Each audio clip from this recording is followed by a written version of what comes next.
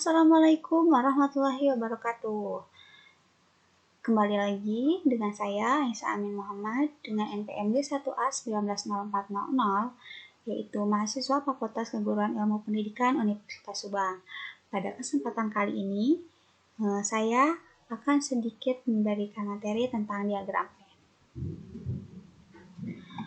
Untuk standar kompetensinya, yaitu menggunakan konsep himpunan dan diagram Venn dalam pemecahan masalah. Kompetensi dasarnya yaitu menyajikan himpunan dengan diagram Venn.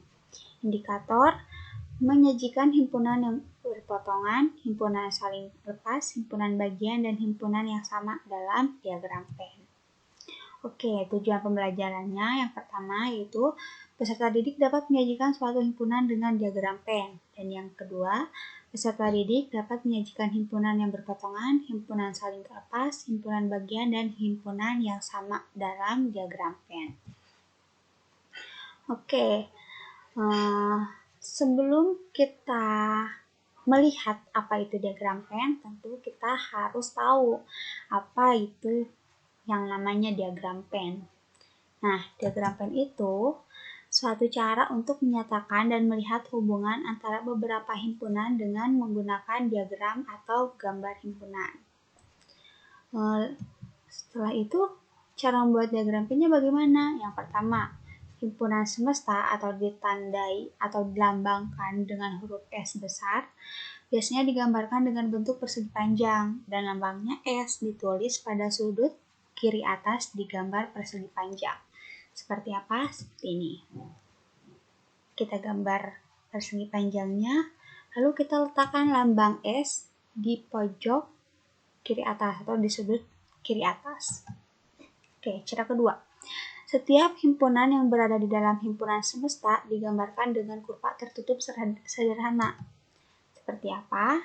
Nah, kita buat himpunan semestanya atau gambar persegi panjang ditandai dengan lambang S. Kita buat kurva tertutup dengan lingkaran. Nah, kita tandai dengan A untuk melambangkan suatu himpunan. Setelah itu, setiap anggota himpunan ditunjukkan dengan titik atau noktah. Seperti apa? Itu gambar kurvanya A dan titik. Nah, itu si titik ini menandakan anggota himpunannya. Nah, yang keempat, bila anggota suatu himpunan mempunyai banyak anggota, maka anggota-anggotanya tidak perlu dituliskan. Maksudnya bagaimana? Seperti kita ada perintah, coba sebutkan himpunan kelas 10 misal. Karena si kelas 10 ini anggotanya banyak, dan tidak dapat tidak muat lah kasarnya gitu.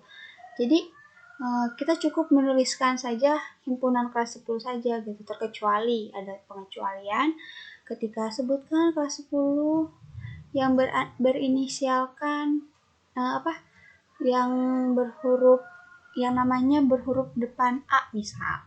Kan itu pasti ada kira-kira 10 paling banyak misalnya. Nah, baru itu kita sebutkan anggota-anggotanya, seperti itu. Selanjutnya kita langsung ke contoh soal. Contoh soal pertama yaitu contoh himpunan saling lepas, seperti apa. Nah, di sini ada soal diketahui himpunan S, yaitu himpunan semesta, yang dimana anggotanya yaitu 1, 2, 3, 4, 5, 6, 7, 8. Dan ada himpunan A yang beranggotakan 1, 2, 3, dan anggota B 4, 5, 6. Gambarlah diagram Venn-nya. Nah, kita lihat ya, anggota A dan anggota B tidak ada yang anggotanya sama. Maka kurvanya atau lingkarannya kita gambarkan terpisah. Seperti ini. Kita gambar persegi panjang. Lambang S-nya jangan lupa. Kita gambar kurvanya itu terpisah. Nah, seperti ini. Jangan lupa nama himpunannya. Nah, seperti ini. Kita masukkan anggota A yaitu 1, 2, 3. Anggota B-nya 4, 5, 6. Dan anggota S yang tidak menjadi anggota A dan B, kita tuliskan di luar kurva, tetapi masih di dalam kotak persegi panjang ini. Nah, yang nomor 7 kan itu bukan anggota A dan B ya, itu tapi D itu himpunan S. 7, 8, 9.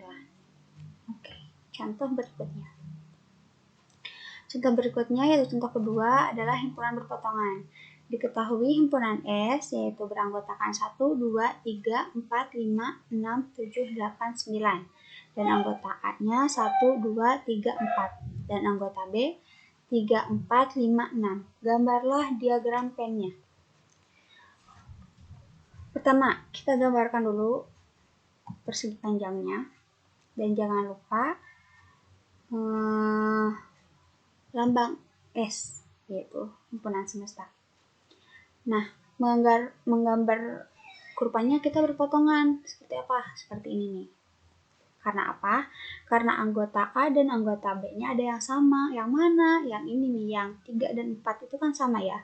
Nah, kita letakkan di antara perpotongan A dan B ini. Kita letakkan yaitu 3 dan 4. Selain dari 3 dan 4, yaitu kalau di anggota B itu 1 dan 2, kita letakkan di sini. Nah, 1, 2, dan anggota B yang selain dari 3, 4 yaitu 5, 6. Nah, berikutnya kita tinggal letakkan sisa dari himpunan semesta yang tidak ada di anggota A dan B. Yang mana? Yaitu 7, 8, 9. Contoh berikutnya yaitu himpunan bagian. Diketahui himpunan S yaitu A, B, C, D, E, F, G, H, I. Dan anggota A, B, C. Dan anggota B-nya A, B, C, D, E, F. Gambarlah diagram pennya.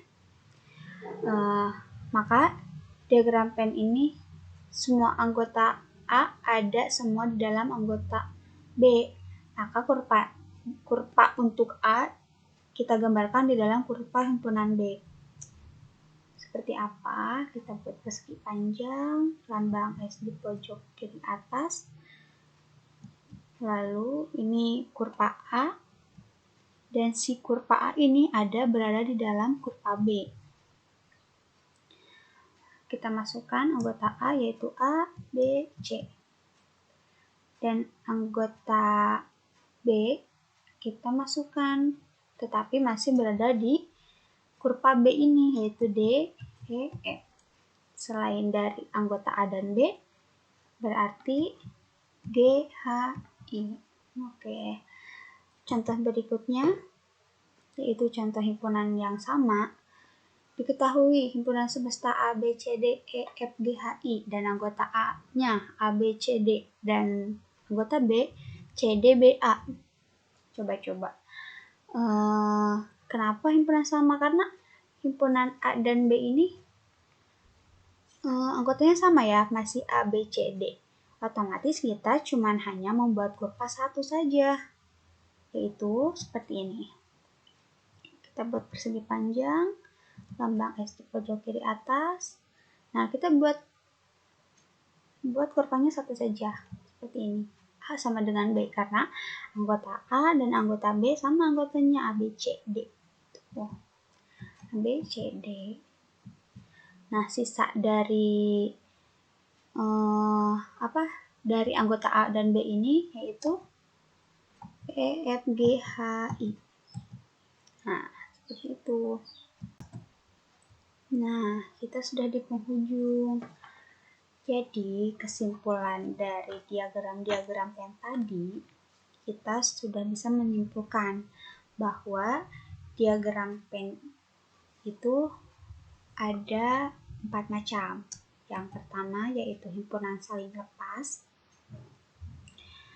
karena dua himpunannya saling terpisah, tidak ada anggota yang sama. Himpunan yang kedua yaitu himpunan berpotongan, yang dimana si kurvanya itu saling memotong karena ada anggota yang sama. Dan himpunan yang ketiga yaitu himpunan bagian, yang dimana satu kurva berada di dalam kurva yang lain, seperti tadi kurva A berada di dalam kurva B, seperti itu. Yang keempat yaitu himpunan yang sama, yang dimana anggotanya itu sama, jadi kita membuat kurva hanya satu, gitu. Oke. Nah, mungkin sekian yang bisa saya sampaikan. Mohon maaf bila ada penjelasan yang kurang jelas atau kurang baik, mohon dimaafkan. Semoga bermanfaat. Wassalamualaikum warahmatullahi wabarakatuh.